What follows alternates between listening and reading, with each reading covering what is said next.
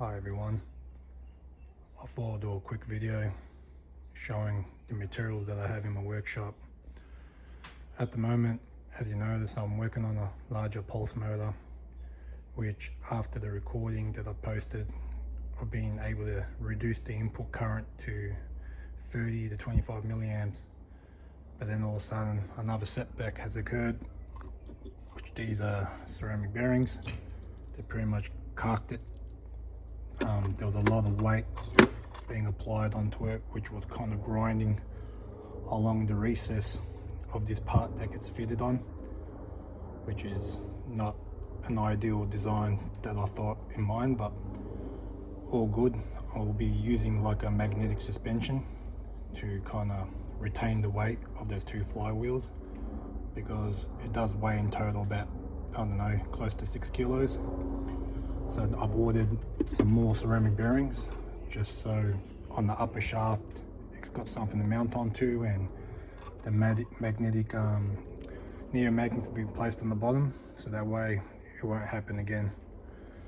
But since there'll be a bit of time for the shipment and that to occur, I thought I'll show you my other side projects that I'm working on. These are the materials that I have. For a long time I've been working on, based on Teslas and Moray and fellow Farnsworth work, and try to incorporate with today's modern elements and technology, because we are living in the 21st century where relying on radio frequencies and other frequencies are much more other capabilities that we can tap into and harness. So I'll do a bit of quicker run through here. These are kind of like what they call the multiple wave oscillator plates, based on George Lakhovsky. They used it for electrotherapy uses.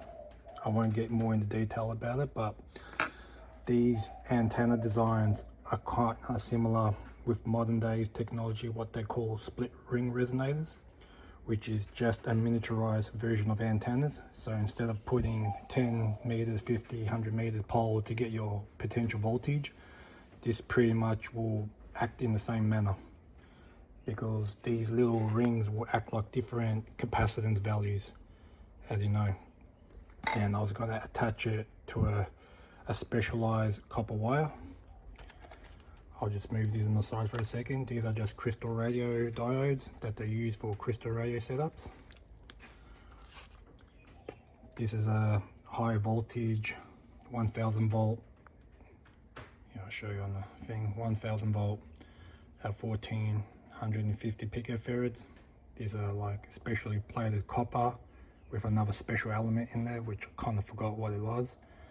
And that's supposed to be part of this high frequency variable capacitor, which is really well made, well machined and assembled, and that will be incorporated to this very expensive special Litz wire. Now this is ain't your ordinary Litz wire. As you can see, it's got 1100 individual strands, and each of those 1100 individual strands, it has a special insulator, which is silk, which is supposed to be, very efficient, low losses of for dielectric uses and 60 meters. And I was gonna do a bit of a Moray, old school Moray Tesla to the modern day uses. And just to give you a bit of show what's going on here and what I'll be working on as a side project. These are like vacuum tubes that I bought on the auction. Don't know if this will be useful for the idea I'll be doing it, but I just bought it for a bargain. They're rated at 1.4 volts to read it, but I'll have to provide more info of their functionality and the specs involved behind that. So I was going to attach these antennas onto that Litz wire, which saves you putting a massive ass copper antenna, just so that way you have something that's compact and portable to harness the environmental energies or radio frequencies or microwave energies that's pretty much bombarding our everyday lives. Considering we're living in a Wi-Fi world which I don't approve of, but unfortunately we're bombarded by it. So I was going to use these to create like a metamaterial arrayment in the form of an array where that gets attached to that, which that gets tuned onto that, and that also gets connected to this quantum tunneling diode, which is, you know, used for testing in quantum electrodynamics and other high rectifying purposes.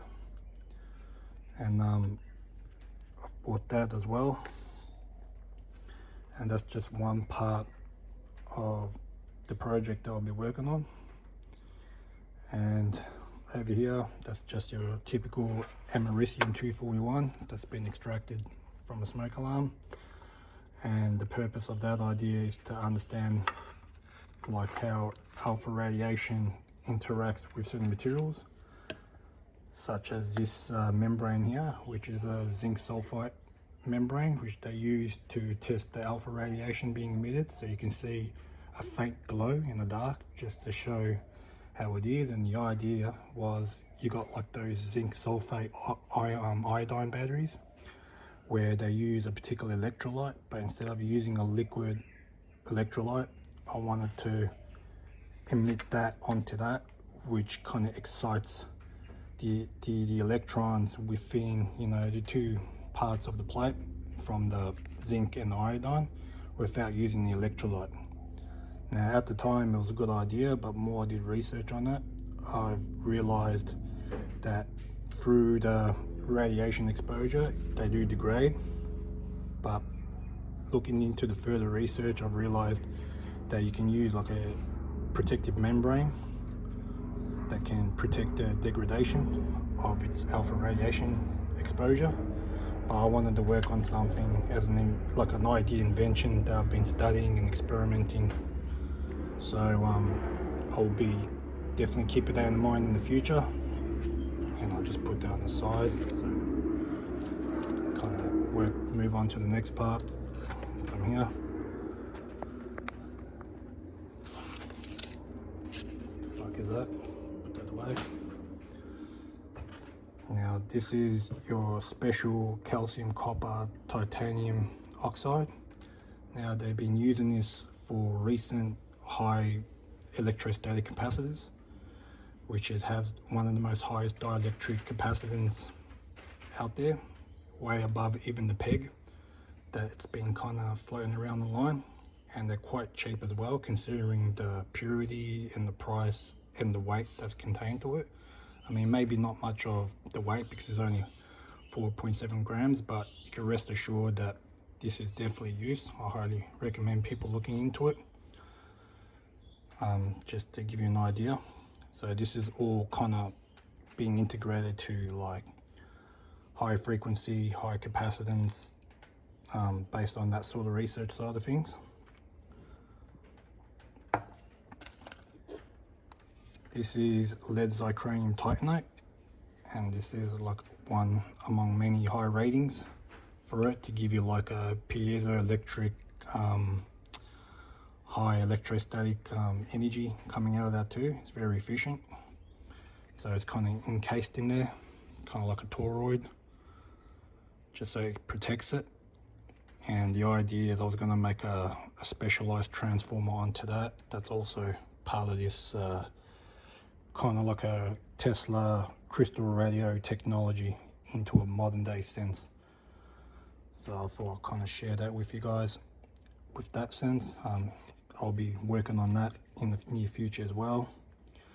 This is also barium titanate. A long time ago, when I was a high enthusiast, I used to kind of get into John Hutchison research, and he had this for sale a long time ago when he had a different YouTube channel and a link where you can buy it. It was quite expensive at the time, and this is before I realized that, you know, I won't bag him out, but this is just the one apart many elements that's been bought, and I might kind of do some further research on how we can use that for the free energy research. I've got pure bismuth. Bismuth is one among many highest diamagnetic materials. along with graphite. I've got about 2 kilos amounts of it, and the purpose of me buying it, it's not just for diamagnetic levitation, which I did in my quick previous video, but doing a bit of research of kind of reversing or counteracting Lenz's law by kind of creating like a special core that's amalgamated with ferrite materials. So as you get an inducing counter magnetic field, this will kind of counteract it, so that way it doesn't slow the efficiency of the core of the coils. And yeah, so that's something I'll be looking into as well. This is a very special, highly oriented pyrolytic graphite. So it's kind of like a synthetic form of graphite where each layer is a perfectly arranged graphene layers. And the idea of that is I was going to create like a metamaterial as well, like a fractal antenna, where you have multiple layers by using a 3D printer or kind of like a stencil in a way, and you kind of intercalate it to each of your pads that can act like a standing wave within this kind of Lakhovsky coil, which I'll be using it as a, what do you call it, a split ring resonators as well. I highly look into that because we are kind of in the future now where you don't need to set up a Wardenclyffe in your backyard, you know what I mean? It sounds kind of a bit absurd to even go that path, unless you're living back in the telegraph days and radio frequency was the era, like the Marconi and Tesla and all that. And obviously, you know, you got to be utilizing the elements around you. So I've been looking into it deeply and trying to think ahead what we can do with it. Also as well, you know, I'll be also trying to create new form of a conductor where I can impregnate using like a blue tape or a Kapton tape onto that, which kind of gets impregnated onto the copper wire. It's going to be labor intensive of doing it, maybe not if I go ahead with the idea, but you know, to get that kind of quantum and that quantum tunneling effect and trying to minimize the resistance within the copper as well. So that's something that, you know, I'll be looking into in the future. It's quite expensive too, you know, so that's just part of that. This is barium ferrite magnets.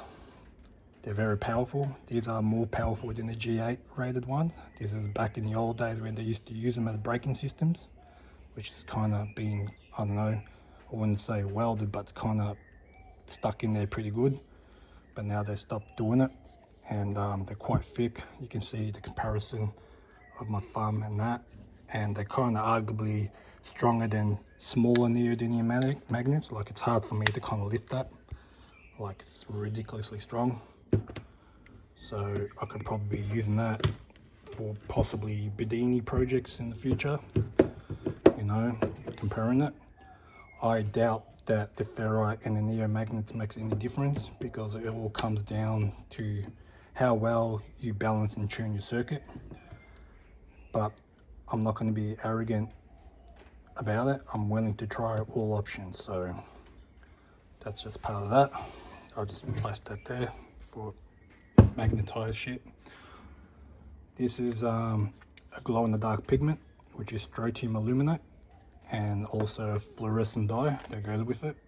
And these are your kind of your filter lenses, and the idea is manipulating the light's wavelength for solar panel uses, where it can glow in the dark during the night and recharging your cells while it gets charged through in the day. So you get your sunlight during the day, and then when there is no sunlight, these glow in the dark will pretty much emit within the solar cells.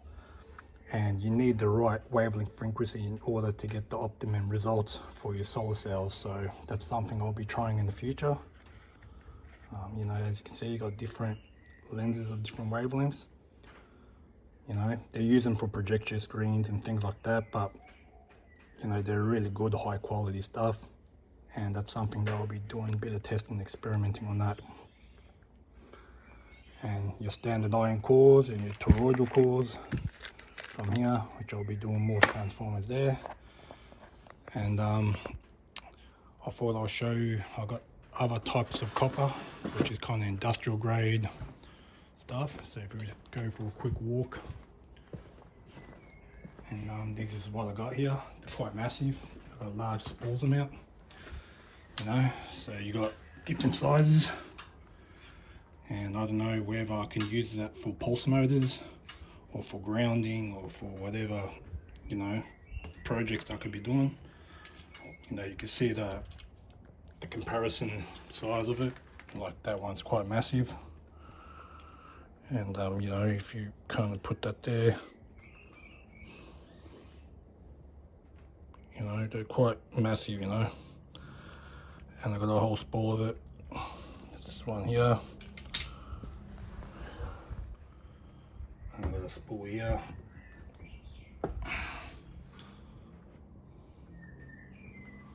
And I got a spool here, and this is all purely for my research, you know, and I'm more than happy to use it and try it out with no avail. And so I thought I'll show you what I have stock wise, just see if anyone's got some bright ideas, you know, just to share what I have in the community, and just to give you a quick view what I got. You know, it's not just the pulse motor alone that I'm doing, that's just the start, because I've been inspired by a couple of builders and innovators online, which kind of got me back into it. I've been doing this for quite a long time, for like 13 years, off and on. It's only been a couple of years I've just started my YouTube channel because I've been really inspired, and I think I got a lot of ideas and things to contribute. So yeah, so I mean, one idea is I can use this conductive ink, which has a bit of graphene in it. This is being made and sold by Robert Murray Smith. He's been one among many people I've been inspired and been following his channel since the very beginning. And what I was thinking is if I create like sheets, like capacitive sheets or antenna sheets, and I can use the copper titanate and impregnate the graphene onto that, in spite of saying pyrolytic graphite, highly orientated, but if you do a bit of research, it's orientated to be hexagonal, no different as graphene. So it's pretty much graphene, but it's more sturdier, it's easy to manage and to apply into your work, whilst graphene oxides and other things, you know, may not be so much. Like, I'm just showing what's there available. And yeah, so I just thought I'd do just a video on that. New bearings are coming on its way, and I've got a lot of cool things to show you. As you can see, that fucking zirconium ceramic is getting grounded to a powder, and the balls are fucked on this one. As you can see, that should be free spinning, and it's not really free spinning. You can hear the clicking on that, so that's not good enough. So I want to do it properly and not get ahead of myself and rush it and be disappointed at the end. You know, the turtle wins the race in the end, they say. So I'll be doing that, and along with the Wigan wire, these sensors that I bought that will also be implemented. I really wanted the pure wire behind it, but they're too expensive. Like, you're talking about $5,500 for 10 kilograms of spool, which is not really feasible and practical for people like myself and anyone that wants to explore it. So I'm still fishing out there of where I can get my hands on those Wigan sensors. It seems like there is a bit of a mystery behind why it's so expensive. Maybe it's got to do with the manufacturing process, and the supplies out there is quite limited and scarce. And I believe personally that the Wigan sensors, when you incorporate it with the Tesla's research and the Bedini or modern day pulse motor, I reckon it can give some true beneficial value behind that. So yeah, I mean, there's a lot for me to do, and this is just the beginning. So yeah, please look into the split ring resonators. You got different shapes and different forms that does different things. This is really good wire. Like, I'm waiting for the day to use it, but I've got to be careful because, you know, this is really expensive. Like for a 60 meters day, it costing me $700 AUD. So it's not your typical ordinary copper that you just buy from your supplier. You know, there's a very special dielectric insulation between all of that. Like it's thinner than your hair. It's ridiculously thin. And the purpose is to minimize the skin effect and to be in the microwave or megahertz range frequency. So that way, because I want to make it compact, I don't want to stick a big ass rod in the sky. I don't think that's smart at all, living in these times that we're in. And we could use some grounding system to tap into the earth and things like that. So I guess I should stop babbling on about it, but I just thought that's where I'm at. New bearings is on its way. I might use those thick ass cables to make like a tri-filer or 4-filer coil for larger amps to get more cross-section area for the current flow to happen, and as well to get much turns. So yeah, I got a lot of things. Like I'm mentally constipated from all the ideas I got, and I just don't know what is the right approach. Like I got few right approaches, but the capabilities and the tools that I have is very limited. So it might be a bit of a while to see my pulse motor being run. I think, you know, it's warrants for me to show you that, so you kind of see I'm not bullshitting. There you go. Stripped it. That's the other bearing as well. That's not so bad because that's from the top, so there's less weight being broken down to. There's nothing there. It's all lined up here. These are your magnets, you know. So yeah, so hang in there. I'll be getting this up and running in no time. I just didn't expect all these unnecessary setbacks, and rest assured it'll be worthwhile the wait. So I just want to say thank you very much for your patience and taking the time to watch my video. You know, all the love, all the best to you all, and I hope you guys are doing well, and looking forward to see any other people's posts and ideas and comments. You know, like I'm not a scientist or an engineer, I'm just a labourer, but don't let my occupation fool you. I've worked in different industries, from chemistry, from pharmaceutical, from engineering, from trades, from all these different areas, because as a contractor you get a bit of opportunity where they train you professionally for a short period of time, and then you move on to the next landscape where you learn other things, and that kind of inspired me and want me to learn more. So anyways, I reckon I should shut up now, and I'll be posting a video sometime soon. Take care. Speak to you next time. Peace.